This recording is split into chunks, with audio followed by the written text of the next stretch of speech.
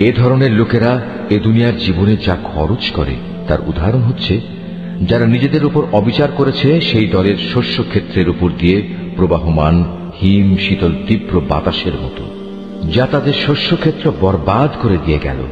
মূলত আল্লাহ তাআলা তাদের উপর কোনোই অবিচার করেননি, বরং কুফরির পন্থা অবলম্বন করে এরা নিজেরাই নিজেদের উপর জুলুম করেছে। আমাদের এই সহজ সরল বাংলা অনুবাদ কোরআন মজিদটি সংগ্রহ করতে শরীফুল আর্ট অফ নেচার পেজে মেসেজ করুন অথবা স্ক্রিনে দেওয়া নম্বরে হোয়াটসঅ্যাপে যোগাযোগ করুন।